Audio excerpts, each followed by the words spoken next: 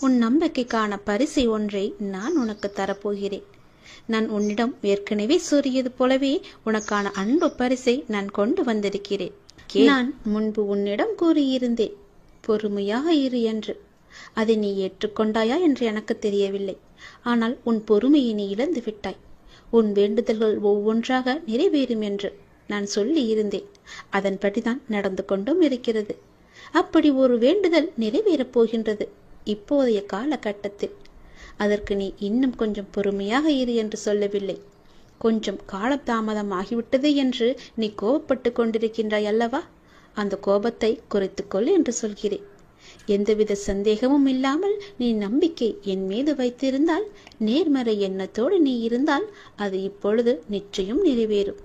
அது நிறைவேறியவுடன் என்னிடம் நன்றி சொல்ல நீ மீண்டும் என்னை நோக்கி நீ வருவாய்.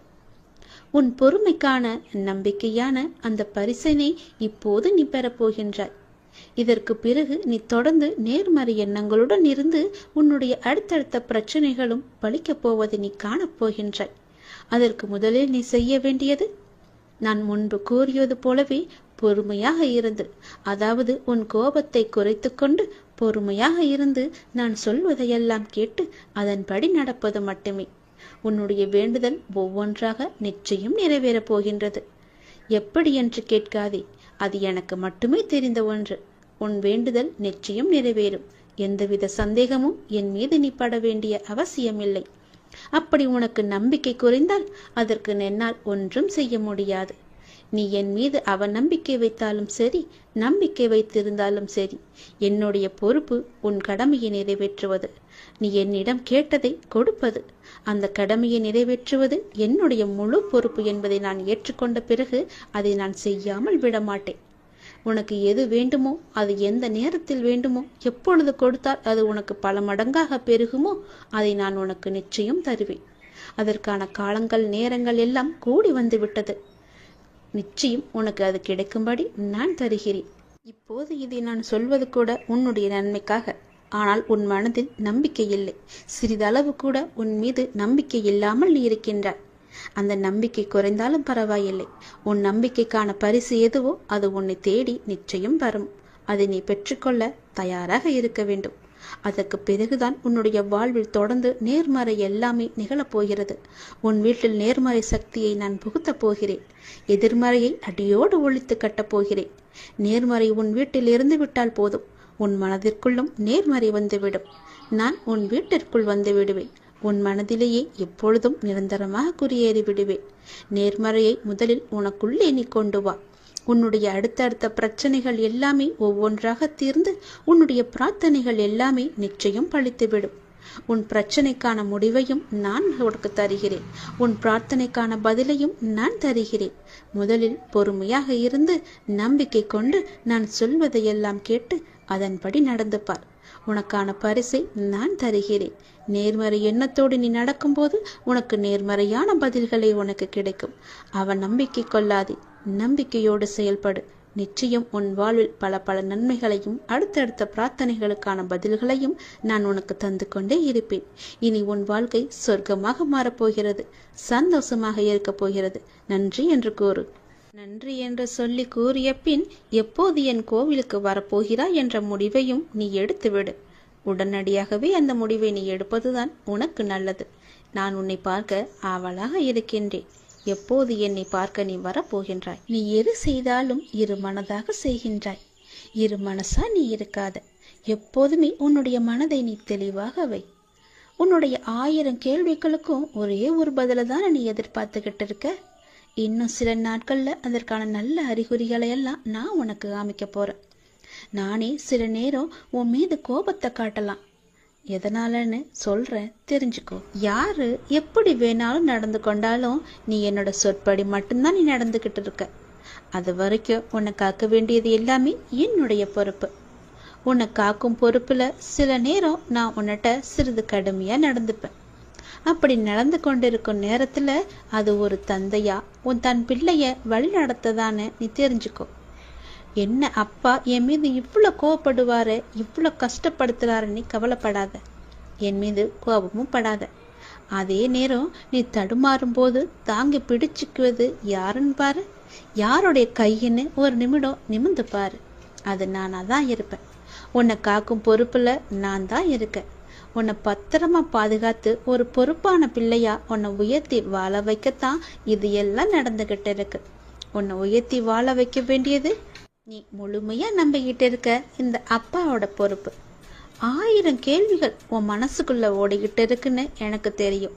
அப்படி 1000 கேள்விகள் உனக்குள் ஓடிக்கொண்டிருந்தாலும் அவற்றுக்கெல்லாம் ஒரே விடையால என்னால பதில் சொல்ல முடியுமான்னு தானே நீ ஒரு பதிலை தேடிக்கிட்டு இருக்க. உன்னால் ஒரே பதில் சொல்ல முடியும்னு நீ வச்சுக்கோயேன். ஒரு முக்கியமான ஒரு பிரச்சனை, அதற்கு நீ விட கண்டுபிடிச்சிட்டுன்னா அந்த 1000 கேள்விகளும் காணாம போயிடும். உன்னுடைய அந்த முக்கியமான பிரச்சனைக்கு விடையும் கிடைக்கும். உன் மனதை வருத்தம் அத்தனை கேள்விகளுமே மறைஞ்சு போகும். இன்னைக்கு உனக்கு சில நல்ல நல்ல அறிகுறிகள் எல்லாம் தென்பட போகுது. அது உன் மனசுக்கு மிக மகிழ்ச்சியான தருணமா இருக்க போகுது. நீ என்ன வேண்டும்னு நினைச்சியோ அது படியே நடக்க போகுது. ஒரு நல்ல அறிகுறியை இன்னைக்கு நான் உன் கண் முன்னாடி காமிக்க போறேன். அது நிச்சயம் நடக்கும். நீ இழந்தது எதுன்னு உனக்கு தெரியும் இல்லையா? எனக்கும் தெரியும். கவலையப்படாத. இனி இழப்பதற்கு ஒன்றுமே இல்லைன்னு நீ வருந்தும் போது அதை புரிஞ்சுக்கோ. இனி பெறுவதற்கு நிறையா இருக்குதுன்னு. ஏன்னா இதுவரை இழந்ததை இனிதான் நீ பெற போற. அதன் ஆரம்பமாகத்தான் என்னுடைய அன்பை நீ இன்னைக்கு போட்டிருக்க. இனி எல்லாமே நிச்சயம் உன்னை தேடி வரப்போகுது. ஏற்கனவே நீ இழந்து விட்டதால இந்த முறை எப்படி இழுக்க கூடாது என்பதை நல்லா புரிஞ்சு அதை பத்திரமா வச்சுக்கொள்ள போற. ஏனென்னா இனி உன் வாழ்க்கையில பெரிதா, மிக பெரிதா நல்ல நல்ல மாற்றங்கள் எல்லாம் வரப்போகுது. ஒரு சிறிய இழப்பின் மூலம் அந்த அனுபவத்தை கொண்டு இதை நீ எப்படி பத்திரமா பாதுகாத்து வைக்கணும்னு நல்லா தெரிஞ்சு வச்சிருக்க. அது போலவே நீ பாதுகாத்து வச்சுக்கோ. உன் தேவைகளை எல்லாம் நிறைவேற்றும் அளவிற்கு உனக்குள்ள தைரியத்தை மிக அதிகமாகவே நான் அணைச்சி வச்சிருக்கேன். அதை நீ தான் புரிஞ்சுக்கணும். அது படிதான் நீ நடந்துக்கணும். அனைத்துமே உன்னை வந்தடையும்படி நான் மாற்றி காமிக்கின்றேன். எதை எதுக்கெடுத்தாலும் தெளிவு இல்லாம நீ யோசிக்கிறத மட்டும் நிப்பாட்டு. எல்லாத்துக்குமே ஒரு குழப்பத்தோட நீ இருக்க. இது நடக்குமா, இதை நம்ம செய்யலாமா, இப்படி போலாமான்னு ஏதோ ஒரு கேள்விக்குரிய போட்டு உன் மனசுக்குள்ள குழப்பிக்கிட்டே இருப்பதனால தான் எந்த ஒரு காரியமும் உனக்கு கைகூடி வரமாட்டேங்குது. தைரியமா போ. இது நடக்கும். இது நம்மால நிச்சயமா முடியும். இதை என்னால செஞ்சு காட்ட முடியுன்ற தைரியத்தோடு நீ போய் பாரு. உனக்கு நிச்சயம் உன் தேவையெல்லாம் நிறைவேறி நீ வெற்றி பெறுவதை நீயே கண்கூடா பார்ப்ப. உனக்குள்ளதான் தைரியமா நான் இருக்கேன்ல, நிச்சயம் அதை நீயே புரிஞ்சுப்போ. உன் வாழ்க்கை ஒளிமயமா மாறப்போகுது. சந்தோஷம் நிலைச்சு நிற்க போகுது. நான் எழுதியபடிதான் உனக்கு நல்லது நடக்கப் போகின்றது. நான் எழுதியபடியே உனக்கு நடக்கப் போகிறது. இன்னும் சில தினங்களில் நீ ஏங்கிய விசேஷம் உன் வீட்டில் நடக்கப் போகிறது. மிக மகிழ்ச்சியான விஷயங்கள் எல்லாம் உன் வீட்டில் நடக்கப் போகிறது. உன்னை தேடிக்கொண்டு நான் வந்து கொண்டிருக்கிறேன். சந்தோஷ மனையில் நீ நனைய போகின்றாய். உன்னுடைய பொறுப்பானது நாளுக்கு நாள் அதிகரித்து கொண்டே போகிறது. அந்த சுமையை எப்படி தாங்க போகிறேன் என்ற கவலை உனக்குள்ளே ஆட்கொண்டு விட்டது. ஆனால் இதுவரை உனக்கு வந்த பொறுப்புகளை நீ திறம்பட சமாளித்தாய் அல்லவா? அது போலவே உனக்கு பொறுப்பு கூடும் போதும் கூடுதல் சக்தி உனக்கு தேவைப்பட நான் உனக்கு சக்தி அழுகிறேன். திறம்பட சமாளிக்க அதை நான் அல்லவா உனக்கு தரப்போகின்றேன். நீ அதை திறம்பட சமாளிக்கத்தான் போகின்றாய். உற்சாகமாக இந்த நாளை நீ தொடங்கிப்பார். நான் உன்னோடு இருக்கும்போது எதுவும் எதற்காகவும் உன்னை நெருங்கி வராது. நான் பார்த்து கொள்கிறேன். உன் பொறுப்புகளை எல்லாம் நான் சுமக்கின்றேன். வாழ்வில் சில விஷயங்கள் கைமீறி போய்விட்டதாக நீ கவலைப்பட்டு கொண்டிருக்கின்றாய் அல்லவா? அது முற்றிலுமே தவறானது. அதிலிருந்து என்னால் மீள முடியாதா அப்பா, என் தலைவிதி அவ்வளவுதானா என நீ அச்சப்பட்டு கொண்டிருக்கின்றாய் அல்லவா? அது தேவையே இல்லாதது. உன்னுடைய அப்பா நான் இருக்கின்றேன். பிறகு ஏன் உனக்கு அச்சம்? அச்சம் எதற்காக? உன் தலைவிதியை தலைகீழாக மாற்றி உன்னை தலை நிமிர செய்ய உன்னுடைய அப்பா நான் இருக்கின்றேனே. உன் படிப்பு, உன் அறிவு, உன் திறமைக்கு உனக்கு முன்னேற்றம் நான் தர மாட்டேனா? அதற்கேற்ற நல்ல முன்னேற்றத்தை நானே வழங்குகிறேன். நான் தருவேன். உன்னுடைய கரும வினை கண்டு நீ பயப்படாதே.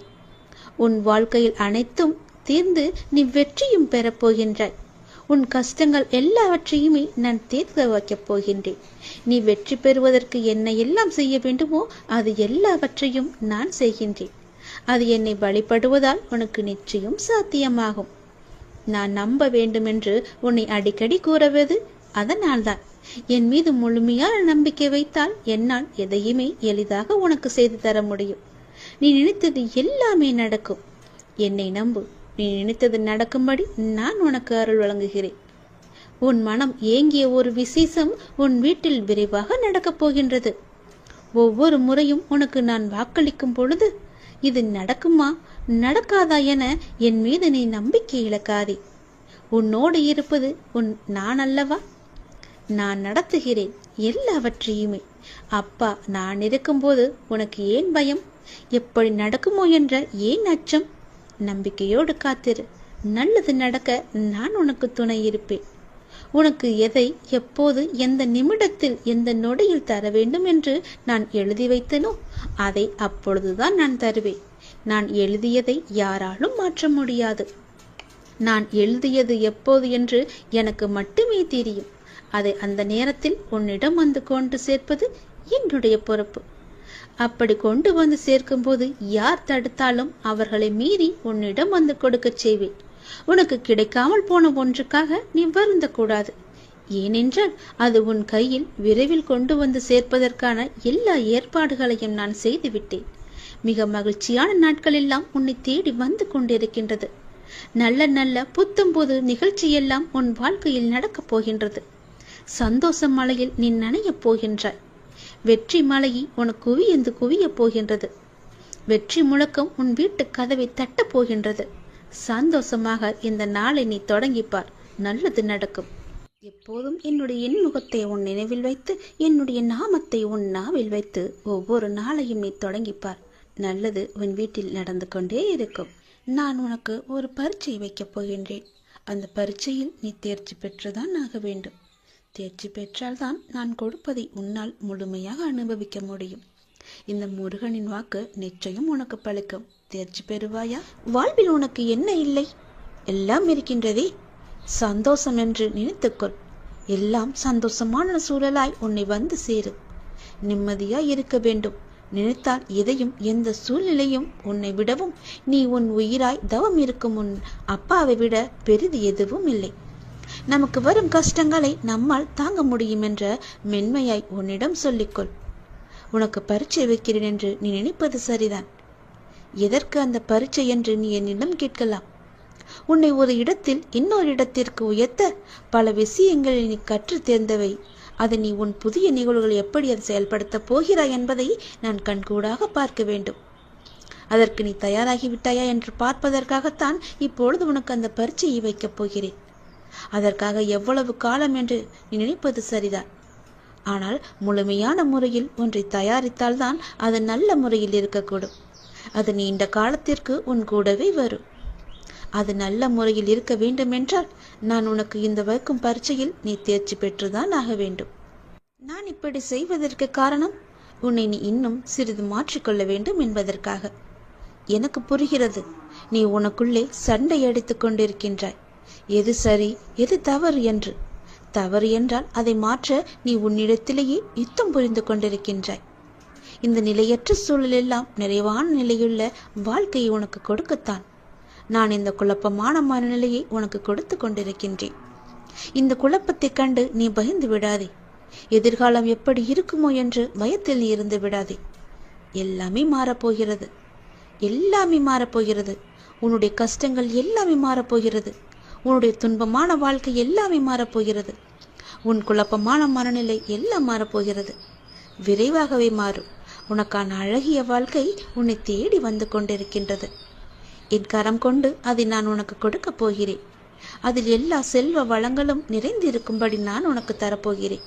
நல்ல பெயரும் நல்ல குணமும் பெற்ற என் குழந்தை மென்மேலும் வளர்ந்து சிறப்புடன் வாழப் போகிறது. நிம்மதியான மகிழ்ச்சியான வாழ்க்கை அங்கு இருக்கப் போகிறது. நிலைத்து நிற்கும் உன் செல்வ வளங்களை எல்லாம் பெற்று சீரும் சிறப்புமாக நீ வாழப் போகின்றாய். நான் உனக்கு கொடுக்கும் இந்த அழகிய வாழ்க்கை நான் ஆசீர்வதித்து கொடுத்தது.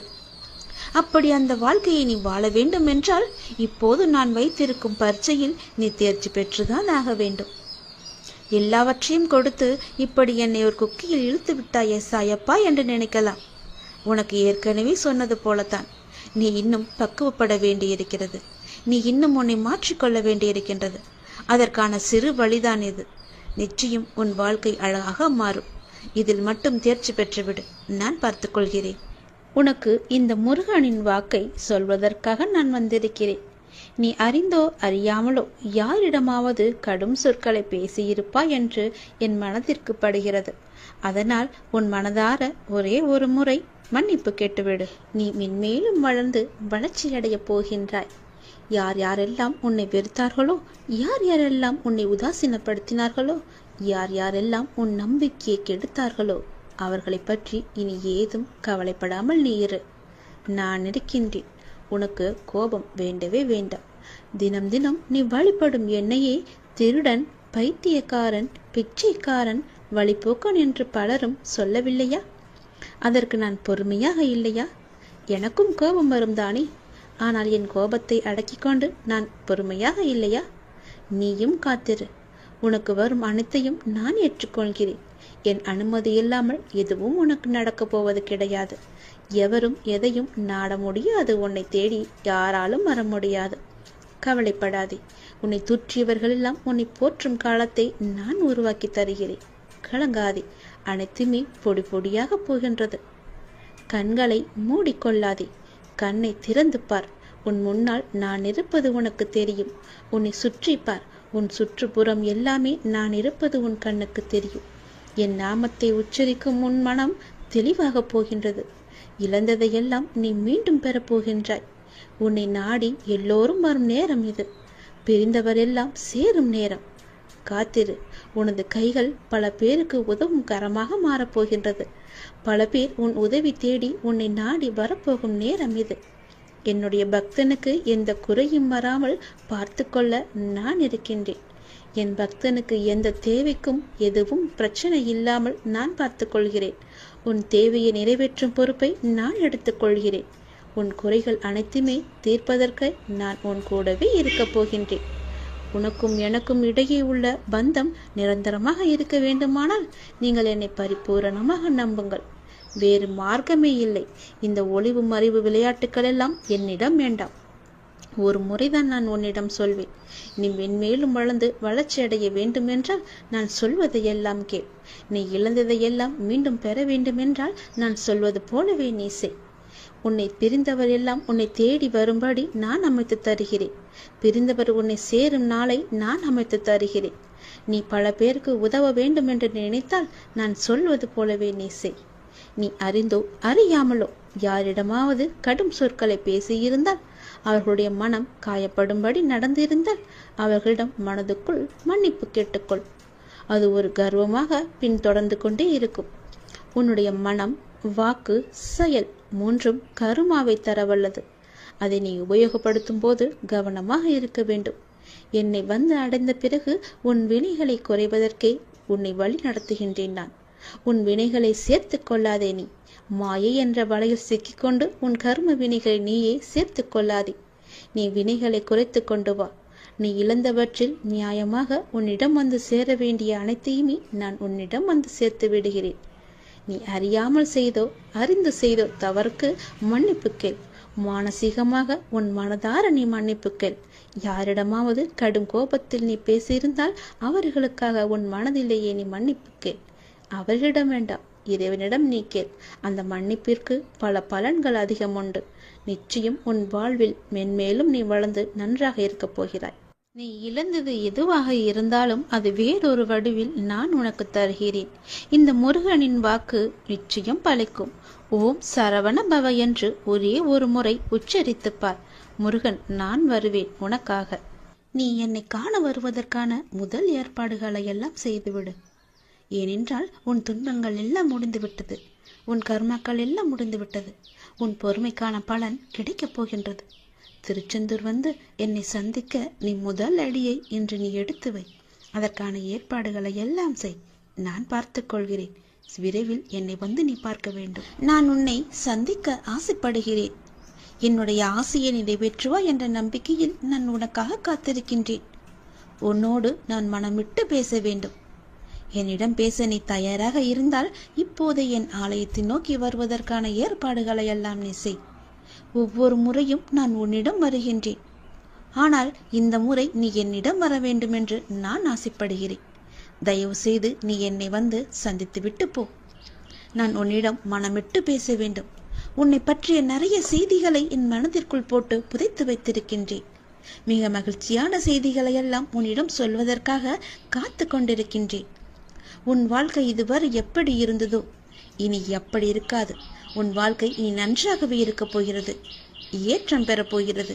அடிமேல் அடியாயிருந்த துன்பங்கள் எல்லாம் மாறி நீ எடுத்து வைக்கும் ஒவ்வொரு அடியும் மகிழ்ச்சியான ஒன்றிற்கு வழிகாட்டப் போகிறது. ஏனென்றால் இன்னும் உன் வாழ்வில் எல்லாம் நல்லதே நடக்கப் போகின்றது. ஏன் வாழ்கின்றோம், இந்த வாழ்க்கையே வேண்டாம் என்று எதிர்மறை எண்ணங்களோடு நீ முடிவெடுத்து விட்டாய். அந்த வாழ்க்கை புத்தகத்தில் பல சுவாரஸ்யமான பக்கங்களை நான் பின்னால் வைத்திருக்கின்றேன். அதை நீ பார்க்க மறந்து விட்டாய். இன்னும் நீ அந்த பக்கத்தை திருப்பி பார்க்கவே இல்லை. கொஞ்சம் காலம்தான் இருக்கிறது. அதற்குள் நீ பொறுமை இழந்து விட்டால் நான் என்ன செய்வது? பல மகிழ்ச்சியான தருணங்களை அதில் வைத்திருக்கின்றனே. கொஞ்சம் பொறுமை காத்து கொள்ள மாட்டாயா? இப்போது என் ஆலயத்துக்கு வருவதற்கான முதல் ஏற்பாடுகளை செய். பிறகு எல்லாவற்றையும் கொஞ்சம் கொஞ்சமாக நான் உனக்கு புரிய வைக்கின்றேன். உனக்கு எதை எப்போது தர வேண்டும் என்று நான் ஏற்கனவே தீர்மானித்து விட்டேன். அது நிச்சயம் உன் கைக்கு கிடைக்கும்.